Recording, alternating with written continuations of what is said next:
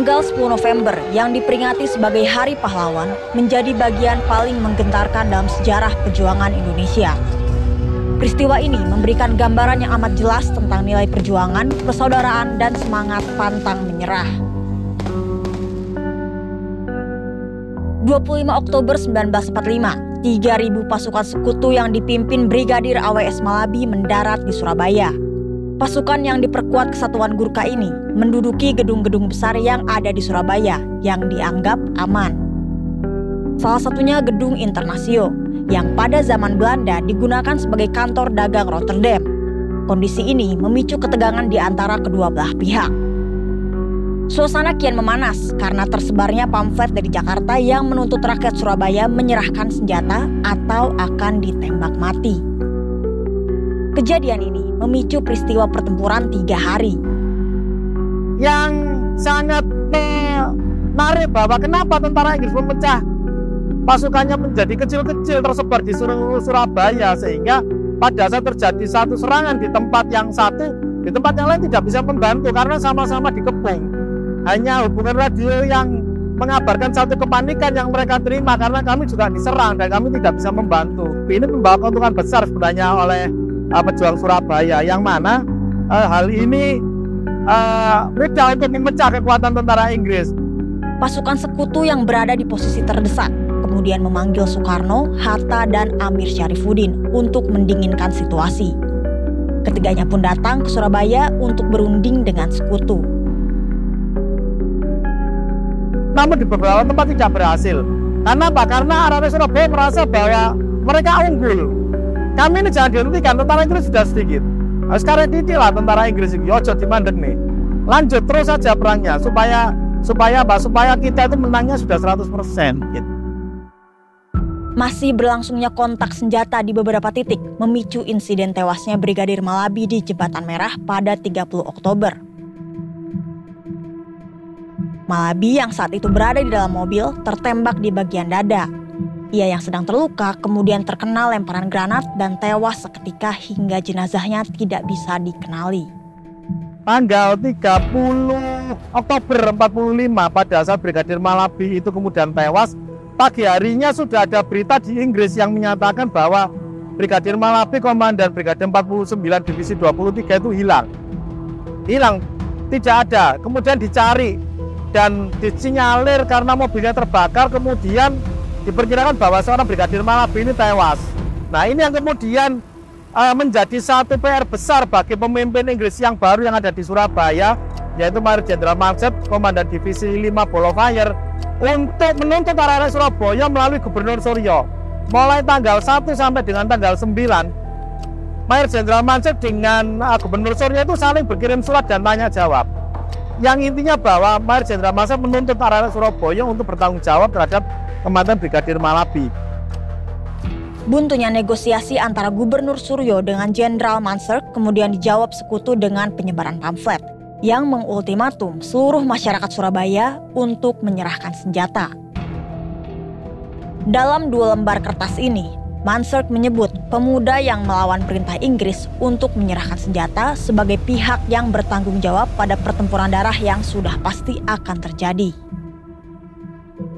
Komando Kramat berpidato jam 11 malam. Di akhir dari pidato itu beliau menyampaikan ucapan selamat berjuang. Nah, itu yang kemudian sebenarnya tidak membuat hatinya arek Surabaya semakin berat, tapi tambah plong. Berarti kita sudah punya keputusan. Keputusannya apa? Melawan. Kita tidak akan nuruti ultimatum Inggris.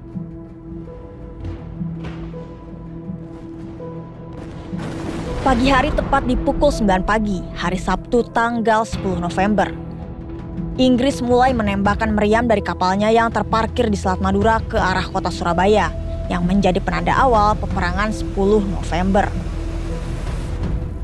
Orang Surabaya sudah menyiapkan semuanya, bangku-bangku dan semuanya dipan itu untuk dijadikan barikade. Ternyata yang datang bukan pasukan, yang datang adalah bom-bomnya Inggris itu dulu yang menyapu seluruh kekuatan yang ada di Surabaya ini. Lini depan barisan pejuang diisi oleh seluruh elemen masyarakat, baik barisan Badan Keamanan Rakyat, polisi istimewa, laskar, dan barisan santri saling bahu-membahu berjuang melawan gempuran tentara Inggris. Meski kekuatan pejuang sempat diremehkan oleh pasukan sekutu, arek-arek Surabaya berhasil berjuang selama 21 hari dengan peralatan seadanya melawan pasukan Inggris. Palagan yang terjadi di Surabaya itu bukan punya orang Surabaya saja. Kalau boleh saya mengatakan palagan nasional. Kenapa? Yang bertempur itu hampir seluruh suku yang ada di Surabaya, seluruh agama yang ada di Surabaya. Tidak hanya dari unsur tentara keamanan rakyat, tidak hanya dari unsur polisi istimewa, Badan Perjuangan, PRI, BPRI, banyak dari luar Surabaya, bahkan dari Banyuwangi, 2 gerbong TKR Banyuwangi itu datang ke Surabaya, dari Sidoarjo, dari Gresik, bahkan dari Garut. Ada satu catatan yang sangat luar biasa bahwa jumlah orang yang bertempur di Surabaya itu mencapai 150.000 orang. Dan ini saya kira sangat relevan dengan salah satu laporan dari tentara Belanda bulan Juni tahun 46 setelah kita keluar dari Surabaya, bahwa kekuatan pejuang Republik yang mengelilingi Surabaya dari Gresik sampai Sidoarjo itu tercatat 90.000. 40.000 pejuang Surabaya gugur dalam perang ini. Berdasarkan satu laporan tertanggal 2 Desember 1945, Inggris menghitung 6.000 lebih pasukannya tewas di Surabaya. 150.000 orang terpaksa mengungsi selama masa perang.